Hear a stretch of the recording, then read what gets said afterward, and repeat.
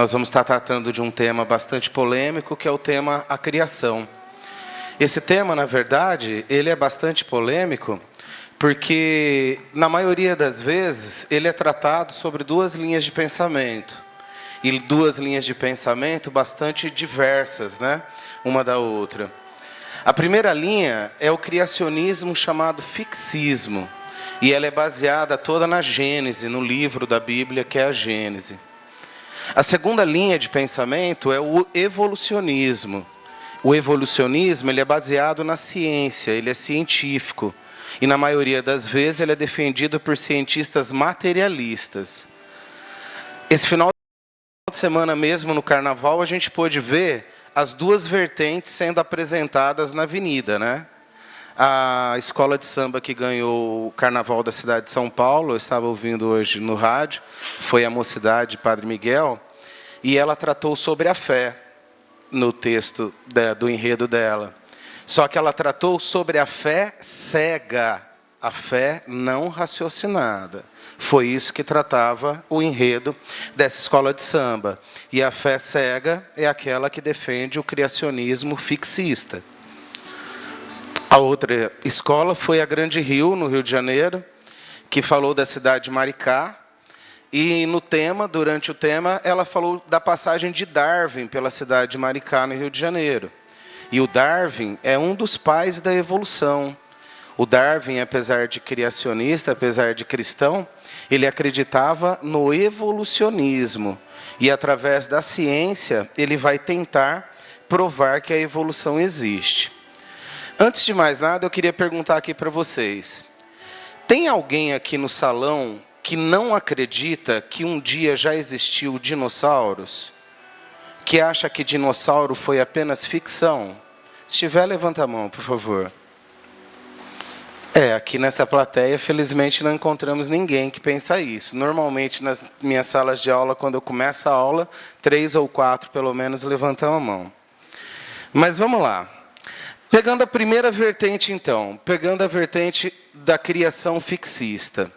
Então, tá lá. Os cristãos fixistas, como o próprio nome já fala, né, como o próprio termo diz, eles acreditam na criação. Eles acreditam num Criador. Eles acreditam e buscam as evidências na Gênese, né, como eu disse para vocês no livro da Bíblia. Só que eles buscam essas evidências sem nenhum questionamento. Deus fez o mundo segundo o seu desejo. Fez-se a luz e o mundo se fez. A explicação científica, a explicação de como isso teria acontecido, ela não é dada nesses textos, tá? Elas se baseiam, na verdade, nessas escrituras bíblicas, e a gente sabe que essas escrituras bíblicas, elas são textos muito antigos, textos que, na verdade, foram escritos para que o povo daquela época pudessem entender o que ali estava acontecendo. Segundo a teoria do fixismo, segundo aquilo que está escrito na Gênese da Bíblia, Deus fez o mundo, fez o universo, né? Em 7 dias, ou melhor, em 6 dias, no 7º dia ele descansou. Mas eu pergunto para vocês, qual é o tempo de Deus? Porque Deus é Deus do planeta Terra ou ele é Deus do universo? Deus é Deus do universo. E quando a gente fala de universo, o tempo é muito relativo. Eu trouxe aqui algumas informações para vocês. Um dia no planeta Júpiter, ele leva apenas 10 horas. Ou seja, ele é mais rápido do que um dia na Terra. Em Netuno, ele leva 16 horas e 57 minutos. Em Marte, ele leva 46 horas. Então, um dia de Marte é mais extenso do que um dia na Terra. Um dia de Plutão dura apenas 6 horas, um dia. 6 horas e 40 minutos, aproximadamente. Porém, um ano de Plutão corresponde a 248 anos na Terra. O tempo que Plutão leva para dar uma volta ao redor do Sol, leva 248 anos. Daria para o Luciano encarnar umas 4 vezes, né? E isso em um ano, tá? Então, esse tempo, ele é um tempo muito relativo. Então, quando a gente fala que ele fez o planeta em 6 dias, no 7º ele descansou, no último dia ele fez o homem, tá? Quanto é esse tempo qual é o tempo do dia de um Deus? Será que, na verdade, esses dias não são o que os geólogos chamam de eras geológicas, e essas eras geológicas correspondem a milhões de anos? Como a gente pode, por exemplo, acreditar nas teorias de Adão, por exemplo? A história de Adão e Eva. Deus fez Adão, que veio do barro. Depois da costela de Adão, ele fez Eva. A Eva teria que surgir de Adão, uma vez que naquela época a sociedade, né, nem um pouco machista, então ela tinha que ser inferior ao homem. Tá? E Adão e Eva tiveram 2 filhos, Caim e Abel. E como que esses 2 filhos conseguiram popular todo o planeta Terra? Caim matou Abel, e Caim foi expulso do Jardim do Éden. Lá fora do Éden, ele se casou. Com quem? Se não existia mais ninguém no planeta. E ainda, ele construíra uma grande cidade. Para quem? Se não existia mais ninguém. Então, essas teorias, realmente, elas são teorias ficcionistas, né? Na verdade, eram teorias que explicavam de determinada forma a criação por um povo que tinha uma capacidade de compreensão muito mais limitada do que a que nós temos hoje. Quando a gente pega a palavra Adão, Adão é aquele que veio do barro. Será que quando na Bíblia cita-se a palavra Adão, aquele que veio do barro, na verdade, Jesus não estava querendo descrever para a gente isso que está aí, ó, representado no quadro, que é o ciclo da matéria? Um belo dia, aquele ratinho vai morrer. Quando ele morrer, os decompositores, que são os fungos e as bactérias, vão fazer o que com ele? Vão transformá-lo de novo em sais minerais. Vão transformá-lo de novo na terra. E, posteriormente, quem é que vai absorver esses nutrientes da terra? Sempre os vegetais. E quando um ratinho bem pequenininho se alimentar desse vegetal, o que vai acontecer com esse ratinho? Não vai ganhar mais matéria? Não vai ficar maior? E o dia que ele morrer, o que vai acontecer? De novo, ele vai entrar num processo de decomposição. Eu já contei essa história aqui, num sábado. Ano passado, a minha mãe e o meu pai foram até o cemitério da cidade de São José do Rio Preto para retirar os ossos do túmulo do meu avô e da minha avó, porque eles iriam ser levados para um ossário que tem lá na igreja matriz de São José do Rio Preto. Então, era desejo do meu avô que os ossos dele fossem colocados lá naquele ossário. Então, minha mãe foi até lá, pediram para exumar os cadáveres, para eles pegarem os ossos e levar para o ossário. Meu pai disse que ficou 100 metros de distância porque ele morre de medo de espírito. Não acredita, mas morre de medo, né? Então, ele nem chegou perto. A minha mãe não. Minha mãe falou assim, não, meu pai e minha mãe, eu tenho que ver. Além deles, tinha um irmãozinho meu que morreu no dia do nascimento, lá enterrado também. Ela queria ver. E depois de ver, ficou muito sensibilizada, voltou para Votuporanga. No final da tarde, ela passou em casa. E aí, lá em casa, ela contando toda a sensação que ela teve, né? Aí ela virou para mim e falou assim, Luciano, que bicho que levou aquele monte de terra lá para o caixão da minha mãe e para o caixão do meu pai? No do Pedro Ernesto, que era meu irmãozinho, quase não tinha terra. Mas no do vô e da avó estava cheio de terra, os ossos estavam no meio da terra. Eu falei assim, como assim, mãe? Ela falou, como assim o quê, Luciano? Ela falou assim, que bicho que levou aquela terra lá para dentro? Eu falei, mãe, nenhum bicho levou a terra lá para dentro. Na verdade, aquela terra que estava dentro do caixão era a avó. Né? Naquela terra que estava dentro do caixão era o vô. Não foi um bicho que levou. Ela falou, como assim, Luciano? Eu falei, como assim, mãe? O dia que você morreu, o que vai acontecer com você? Ela parou, pensou e falou assim, eu vou apodrecer, né? Eu falei, vai virar terra, né, mãe? Ela falou, é mesmo, a gente vira terra. Então, aquela terra era minha mãe? Ela falou, mãe, aquela terra era sua mãe que passou por um processo de decomposição. Da terra veio e da terra voltará. Então, quando ele fala Adão, aquele ser vindo do barro, na verdade, ele estava querendo dizer o quê? Que o Adão, segundo a Gênese, o primeiro ser humano, na verdade, ele nada mais era do que matéria da própria terra. Matéria que havia sido transformada, mas que nada mais era do que algo que um dia já esteve presente nesse planeta, na forma de outras matérias, e que apenas se transformou. Quando a gente vai naqueles cemitérios que não tem túmulos, né? Não são jardins maravilhosos? Olha o tanto de adubo que tem ali embaixo, né? E quem que é aquele adubo? Senão nós mesmos, né? Senão a terra, tá? Então, gente, quando a gente olha para essas teorias, que a gente chama de teorias criacionistas, teorias fixistas, se a gente parar um pouquinho para analisar, parar um pouquinho para observar, a gente percebe que é muito difícil de acreditar e confiar nelas.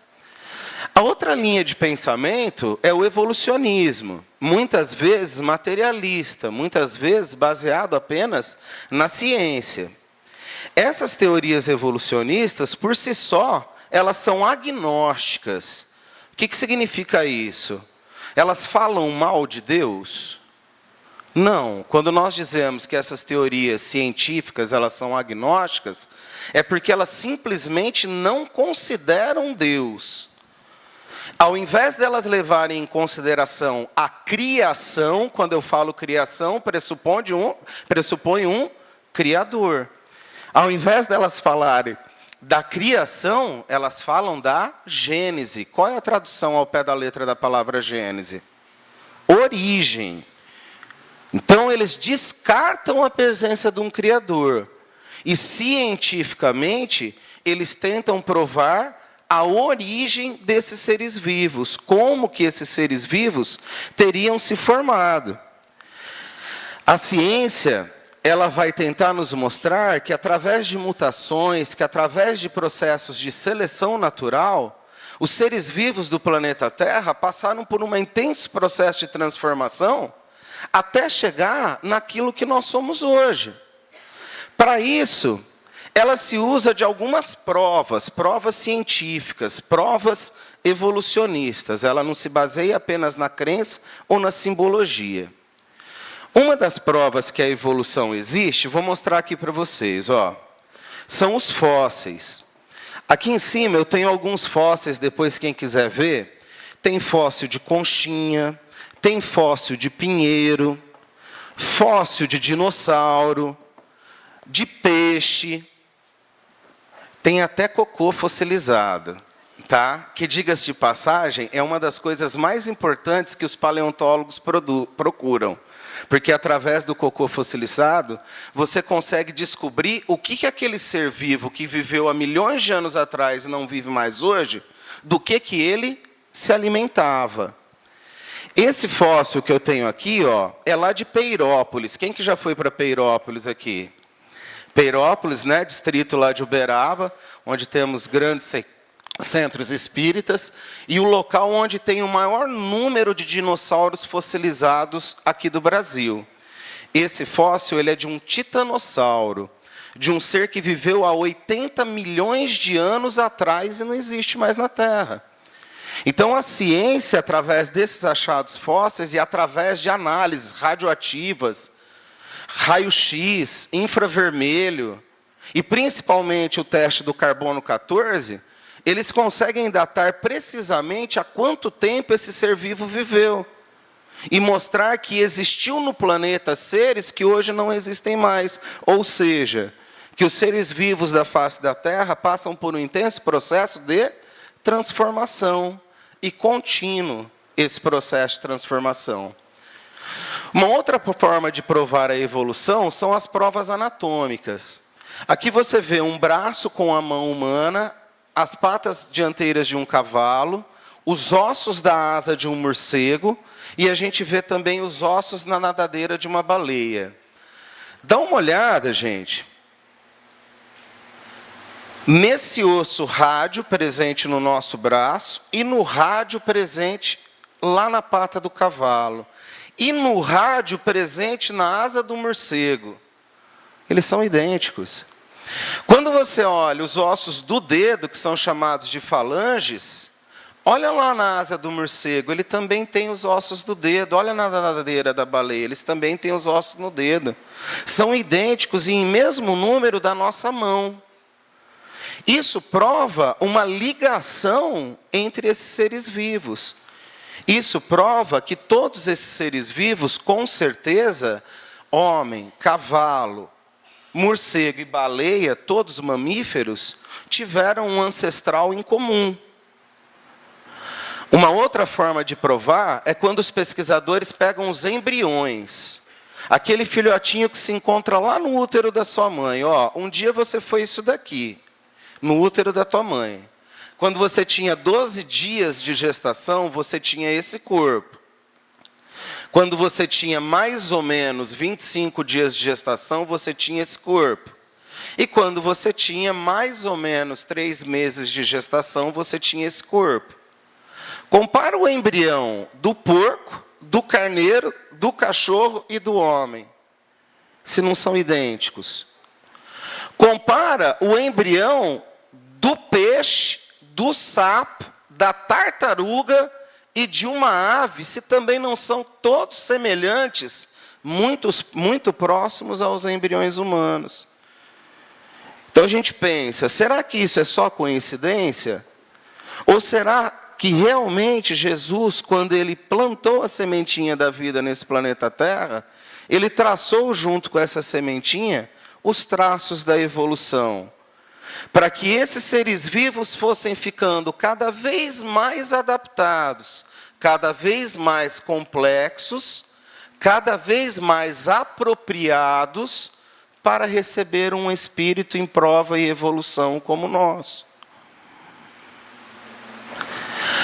Os pesquisadores evolucionistas, eles também falam da irradiação adaptativa, de uma espécie gerando diversas outras, como eu demonstrei para vocês através dos embriões. E eles falam também da criação, só que ao invés de criação, como que eles chamam? Origem. Origem dos primeiros seres vivos presentes no planeta Terra.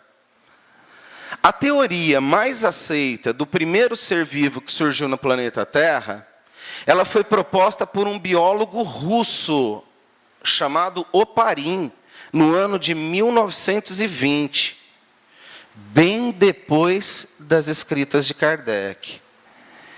Em 1920, presta atenção nisso que eu vou mostrar para vocês, e quem leu a Gênese, quem leu A Caminho da Luz, quem estuda o Livro dos Espíritos, vai ver algo parecido com isso que eu vou demonstrar para vocês. Em 1920, o Oparin falou assim, isso baseado no estudo dos gases que saem dos vulcões. Por quê? Porque o planeta Terra ele tem 4,5 bilhões de anos. A vida teria surgido no planeta Terra, segundo esse cara chamado Oparin, há 3,5 bilhões de anos. É muito tempo. Para fazer isso, ele fala, a Terra estava passando por um período de resfriamento. Então, o que mais lembra a Terra nessa época? As margens dos vulcões. Porque num vulcão você tem o magma vulcânico saindo, parte desse magma vulcânico ele está resfriando e está virando solo, está virando rocha.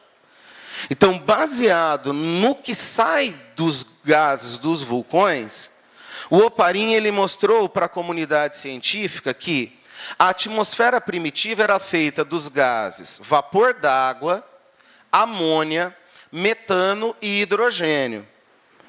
Segundo o Oparin, quando a Terra ela começa a passar por um período de resfriamento, guarda essas etapas que eu estou falando para você. Quando a Terra começa a passar por um período de resfriamento, estas moléculas que estavam na atmosfera, elas começam a se reagir uma com as outras e formar moléculas orgânicas. Moléculas orgânicas, gente, são as moléculas que fazem parte do nosso corpo. Moléculas orgânicas são as moléculas geradoras da vida. O que tem em comum em toda molécula orgânica? 4 elementos químicos: carbono, oxigênio, hidrogênio e nitrogênio. Oparin ele falou que a atmosfera primitiva tinha água, oxigênio e hidrogênio. Tinha metano, carbono e hidrogênio. E tinha amônia, olha o nitrogênio passando por ali. Então ele fala que a atmosfera primitiva ela tinha gases que, em determinadas situações, eram capazes de gerar a vida. Ela fala que, para isso, esses gases eles tinham que receber descargas elétricas, os raios que estão caindo no planeta Terra, nesse período que a Terra está passando por resfriamento, está se afastando do Sol, é um período de grandes tempestades, e tempestade tem raio. E eu preciso de energia para desencadear qualquer reação química. Eles formavam pequenas moléculas orgânicas, primeiro os aminoácidos, depois as proteínas, e dessa choque entre essas moléculas teria formado o precursor da vida, que ele chamou de coacervado. O ser que deu origem às primeiras bactérias do planeta Terra. Ô Luciano, você está deixando a minha cabeça louca, você está falando um monte de coisa que eu não estou entendendo, né? E você está falando tudo isso baseado no quê? Em achismo? Não, a gente está falando em prova científica. Vou tentar demonstrar para vocês. Segundo a teoria de Oparin, em 1920, ele propôs essa teoria, o surgimento dos seres vivos obedeceria esta sequência. Então você tinha na atmosfera gases propícios para a formação de moléculas orgânicas.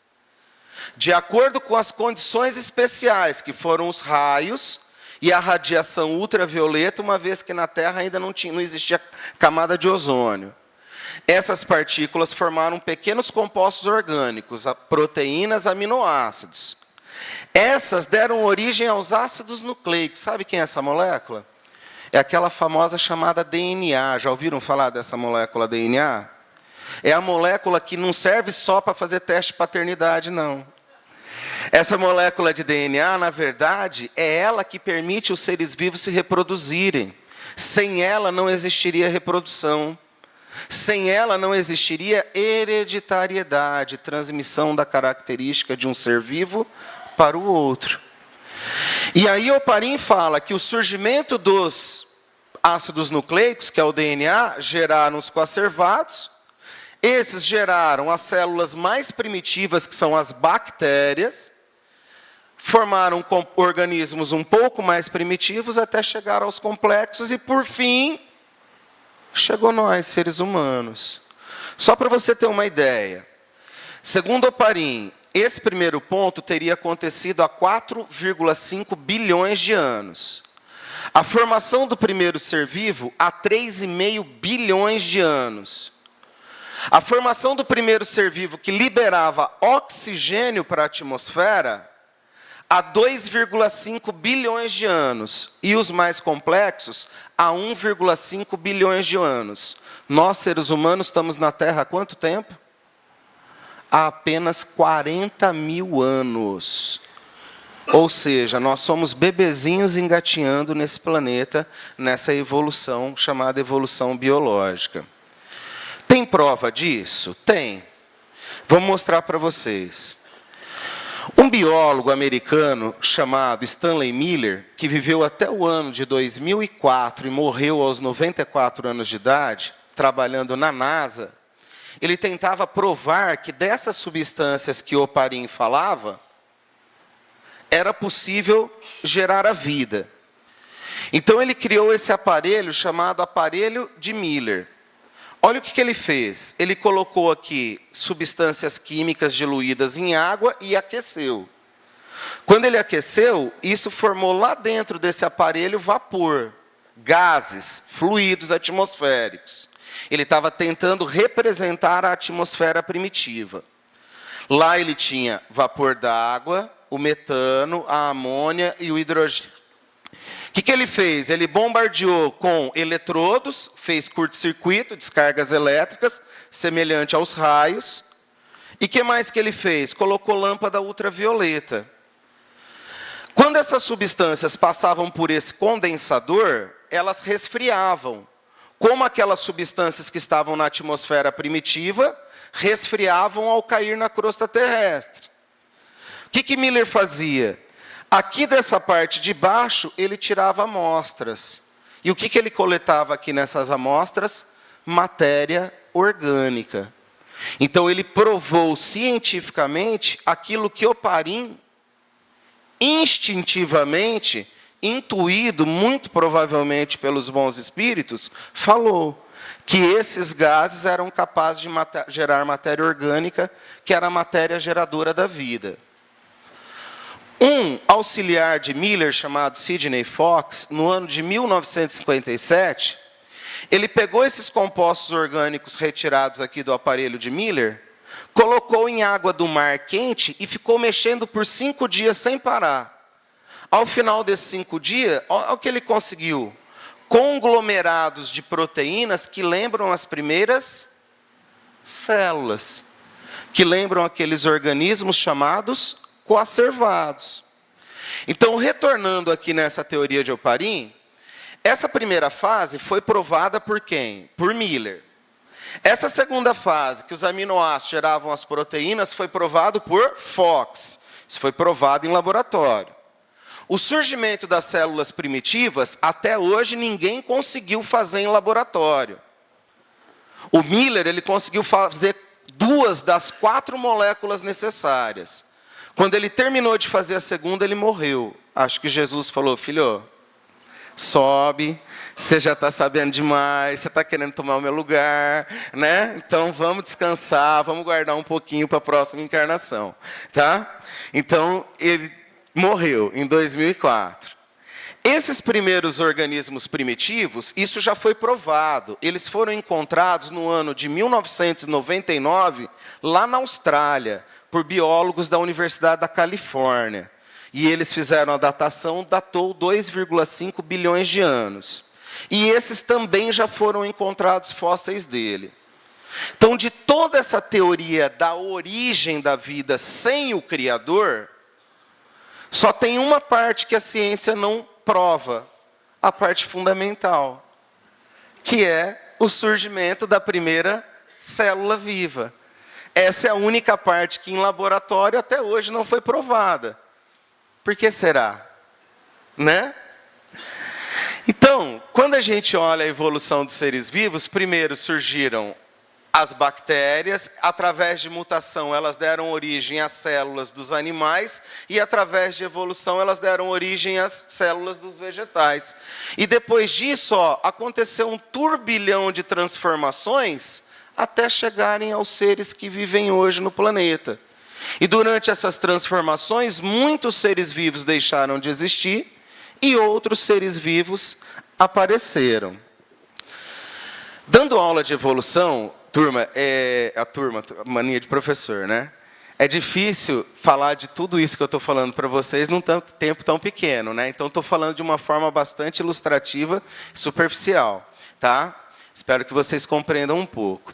Mas, nesses 22 anos de sala, dando aula de evolução, passo a passo, dando aula de evolução, muitas coisas interessantes aconteceram já na minha aula, na minha vida, né? A primeira foi no meu primeiro ano de aula. Eu estava dando aula de evolução, estava explicando a origem dos primeiros seres vivos no planeta Terra, segundo Oparin, como eu acabei de fazer aqui agora. E um aluno que já me olhava meio torto, fazia algumas aulas de evolução, quando eu acabei de falar que o primeiro ser vivo teria se originado na matéria bruta, ele se levantou com uma Bíblia que estava embaixo do braço, levantou a Bíblia e falou assim, você é um mentiroso. Tudo isso que você está falando não existe, é mentira. A verdade está aqui, está na Gênese. O que você falar daqui para frente eu não escuto mais. Aí eu falei assim para ele, amigo, desculpa, eu também sou cristão, mas eu tenho que passar para você as teorias científicas, as teorias evolucionistas. Mesmo porque são essas que caem no vestibular. E se você quer passar no vestibular, então pelo menos vá conhecê-las.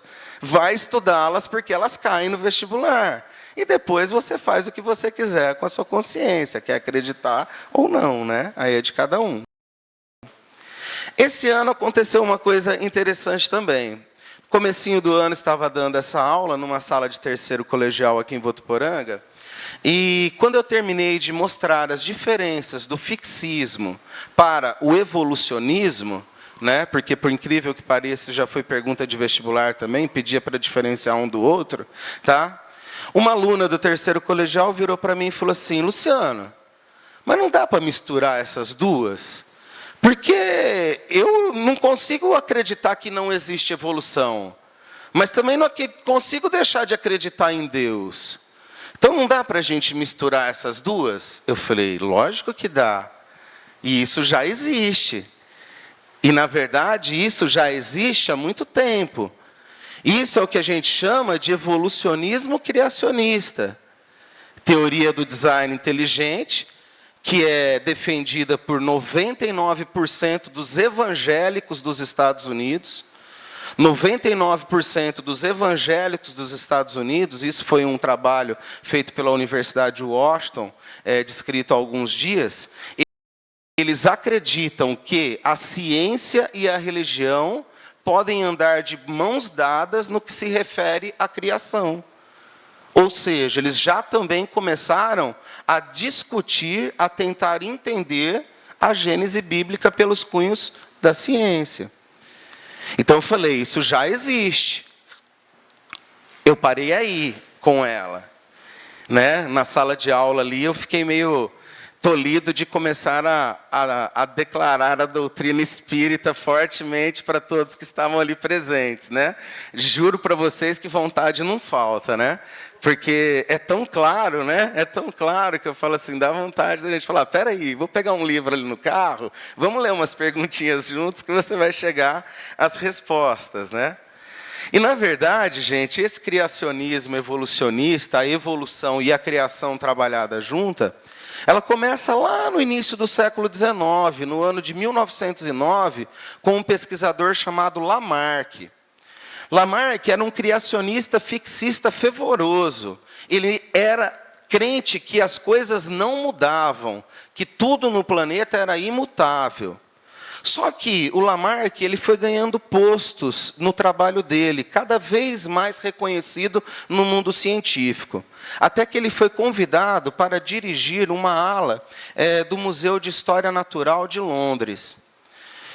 Lá, ele começou a trabalhar com moluscos aquáticos. E quando ele começa a observar os moluscos no microscópio, ele vê que, frequentemente, esses moluscos sofriam transformação, que hoje nós chamamos de mutação. Que, frequentemente, esses moluscos se alteravam para se adaptar ao meio. E, a partir daí, mesmo sendo um criacionista, ele passou a defender a teoria da evolução. Ele foi o primeiro pesquisador a defender piamente o evolucionismo, ou seja, a transmutação, a transformação dos seres vivos no planeta Terra. Teve um outro pesquisador chamado Schurman, que foi quem provou que todos os seres vivos eram feitos de célula. O Schurman, assim como Isaac Newton, assim como Matthias Sladen, todos eles eram criacionistas evolucionistas. Acreditavam em Cristo e, ao mesmo tempo, começaram a crer e discutir os processos de modificação das espécies, a evolução. Até que veio um cara chamado Allan Kardec, né? Que também era um cientista, né? A grande diferença da doutrina espírita é porque ela tem método de pesquisa para ela ser escrita. Então, ela é baseada na ciência. E aí, o Allan Kardec, ele começa a pesquisar e aí, graças à inspiração do mundo espiritual, ele escreve, né, o Livro dos Espíritos, em 1857. E no capítulo 3 do Livro dos Espíritos, ele trata da criação. Na verdade, isso não satisfez Kardec. Em 1868, ele escreveu a Gênese. O tema criação ele é tão complexo, que não pode ser resumido em 12 questões do Livro dos Espíritos. Na verdade, ele teve que partir para a Gênese. Só que eu não vou entrar na Gênese aqui, porque nós precisaríamos de pelo menos um ano para estudá-la, né? Então, nós vamos apenas fazer a relação daquelas teorias evolucionistas com o Livro dos Espíritos. Primeira questão, questão 43. Na questão 43, o Kardec ele pergunta, Quando começou a terra a ser povoada? E os espíritos respondem: no começo tudo era o caos. Os elementos estavam em confusão. Pouco a pouco, cada coisa tomou o seu lugar. Apareceram, então, os seres vivos apropriados ao estado do globo. Ele falou que todo ser vivo foi feito de uma vez só? Não, ao contrário. Ele falou que tudo estava em confusão. Era aquele período em que a Terra estava passando por um processo de resfriamento. Os gases atmosféricos em intenso processo de choque um com o outro. Dali, permitiu-se a formação da vida, mas qualquer forma de vida? Não. Apenas aquela forma de vida que era apropriada para a Terra naquele momento. Quem será que eram essas formas de vida? Em 1920, Oparin chamou de coacervados, ou bactérias anaeróbias. A questão de número 45, ela nos trata. Kardec pergunta: onde estavam os elementos orgânicos antes da formação da Terra? Pedi para vocês lembrarem desse pedacinho. Achavam, por assim dizer, no estado fluídico, ou seja, como gases no espaço. Kardec falou isso em 1857, Oparin foi provar isso em 1920, depois Sidney Fox e Miller em 1955. Veio um pouquinho antes a informação do espírito, né? Então ele fala assim, ó, achavam-se assim, por assim dizer, no estado fluídico do espaço, no meio dos espíritos ou em outros planetas, à espera da criação da Terra, para começarem a existência num novo globo. Ou seja, essa matéria já veio de outro lugar também, né? E ainda Kardec complementa: a química nos mostra as moléculas dos corpos inorgânicos unindo-se para formarem cristais de uma regularidade constante, conforme cada espécie, desde que se encontre em condições precisas. Ou seja, precisava ter um start, precisava ter uma condição ambiental propícia para que isso aconteça. Na verdade, gente, essas informações elas são descritas várias vezes, da primeira forma de vida se formando no orbe terrestre, não só no Livro dos Espíritos, como na Gênese, e também no livro O Caminho da Luz. Lá no Caminho da Luz, numa parte que ela trata dos primeiros habitantes da Terra, olha o que o Emmanuel fala. Dizíamos que uma camada de matéria gelatinosa envolvera o orbe terrestre em seus mais íntimos contornos. Essa matéria ainda amorfa e viscosa era o celeiro sagrado das sementes da vida. O protoplasma foi o embrião de todas as organizações do globo terrestre. E se essa matéria, sem forma definida, cobria a crosta solidificada do planeta, em breve a condensação da massa dava origem ao surgimento do núcleo. Gente, ele está falando de núcleo. Quando você fala de núcleo, você está falando de molécula de DNA. A molécula de DNA ela foi somente descrita em 1953. E ele está falando do núcleo, ele está falando da molécula do DNA, aqui no livro A Caminho da Luz. Tá? Iniciando as primeiras manifestações dos seres vivos, ou seja, é com o surgimento dessa molécula de DNA, proposta lá atrás por Oparin. É com o surgimento dessa molécula que fica no núcleo da célula que podem surgir os primeiros seres vivos. E ainda ele fala, os primeiros habitantes da Terra, no plano material, são as células albuminoides. Ele chamou de ameba. Aqui não está correto. Antes da ameba vieram as bactérias.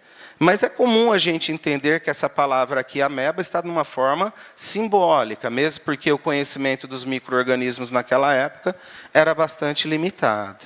Tá? Então, gente, a gente começa a ver a ligação daquilo que está no Livro dos Espíritos com a ciência. E o que é mais interessante, quem veio primeiro, a teoria científica ou o Livro dos Espíritos?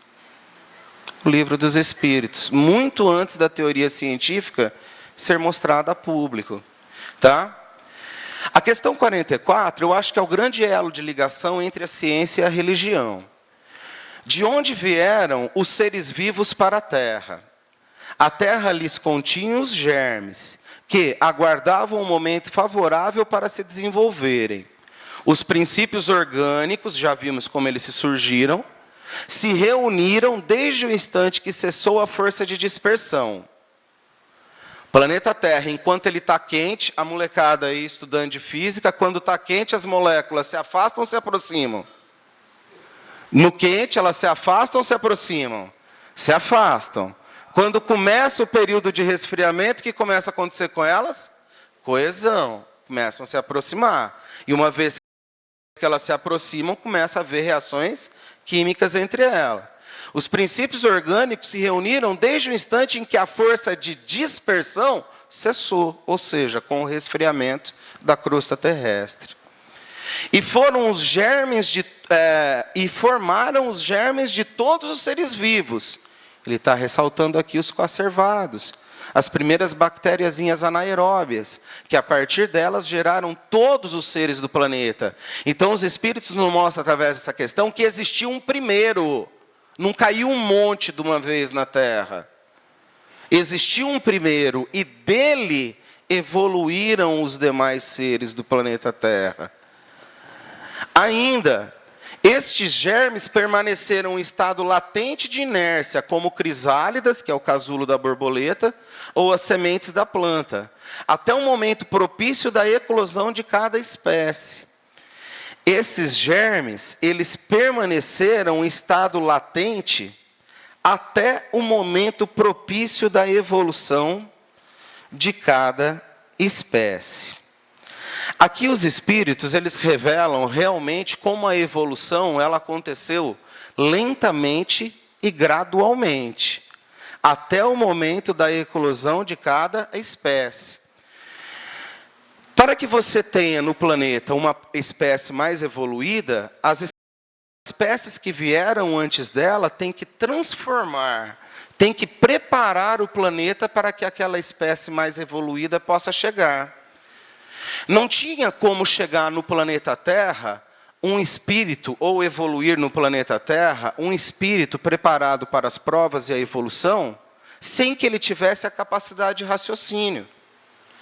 Então, primeiro, teve que haver toda uma evolução dessa matéria física, até a formação de um sistema nervoso como o que a gente tem hoje, para que a gente possa exercer a lei do livre-arbítrio. Para que eu possa raciocinar sobre aquilo que é certo ou aquilo que é errado. Então, não tinha como, já nos primórdios, surgir um ser humano. A Terra ela precisava de toda uma série de condições físicas que os demais seres que povoaram a Terra antes do homem criaram para que ele pudesse surgir. A grande lacuna da teoria evolucionista de Oparin, que eu mostrei para vocês hoje aqui e tentei confrontá-la com as leis, com as perguntas do Livro do Espírito, e que eu percebo, pelo menos para mim, que elas são extremamente ligadas uma à outra, a grande lacuna está aqui, ó. Como que das proteínas e dos ácidos nucleicos formou o primeiro ser vivo? Essa, na verdade, é a única parte que a ciência ela realmente não explica. E aí o Espiritismo, com todo o seu dom consolador, ele vem nos explicar aquilo que a ciência ainda não consegue explicar. Como teria, então, surgido esse primeiro ser vivo. E através da doutrina, através dos livros da doutrina, a gente vê que Deus, quando Ele fez o universo, Ele criou duas coisas. A primeira coisa que Ele criou, o fluido universal. E desse fluido universal se fez tudo que é matéria. Só que essa matéria, ela não é individualizada, ela não pensa, ela não age, ela não se transforma, ela não tem vontade própria. A segunda coisa que Jesus criou foi o princípio inteligente. Esse se individualizou. E quando o princípio inteligente se individualiza, ele forma quem? O espírito. E é o espírito que anima, que molda que transforma a matéria. Então, na verdade, qual é a falha ou qual é a lacuna daquela teoria de Oparin? Como daquela matéria orgânica que formou no planeta, e isso foi comprovado, formou a vida. Gente, a vida se formou exatamente no momento que foi impressa na matéria que estava aqui no globo, o Espírito. E isso foi feito por Deus. No momento que o Espírito introduziu, ou melhor, Deus introduziu na matéria o Espírito, a matéria pôde ser animada. A matéria ela pode ser moldada e transformada de acordo com as necessidades do Espírito em cada fase da evolução espiritual. É lá nos mundos da engenharia espiritual que eles estão moldando as mutações que essa matéria precisa sofrer para que esse corpo ou os corpos que existiram no planeta Terra pudessem ter sido transformados para abrigar espíritos cada vez mais desenvolvidos, espíritos cada vez mais evoluídos. E foi assim, gente, que Jesus, através de toda a sua benevolência, traçou a evolução dos seres biológicos do planeta Terra. Posso dizer, senhores, que a presença do elemento espiritual na matéria do nosso planeta, ela pôde, então, modificar essa matéria aqui do planeta, até que ela estivesse preparada para receber cada fase da evolução espiritual. E isso levou à evolução dos seres biológicos do planeta Terra. Ao ponto que, um dia, tivesse um corpo que pudesse estar recebendo espíritos mais evoluídos, como aqueles enviados de Capela, e os espíritos que evoluíram até mesmo aqui no nosso planeta Terra, e pudessem agora passar por esse processo de prova e expiação. Então, voltando naquela pergunta da minha aluna, Luciano, dá para juntar as duas coisas?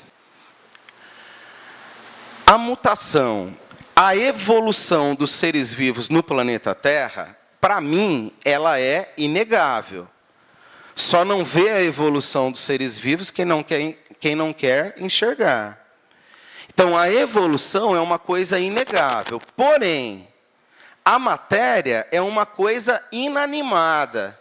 Então, quem é que faz evolução? É a matéria ou é o espírito? É o espírito. E quem fez o espírito? Deus. Então, se quem faz a evolução é o espírito e quem criou o espírito é Deus, então eu sou um evolucionista, criacionista. Que Deus esteja com vocês.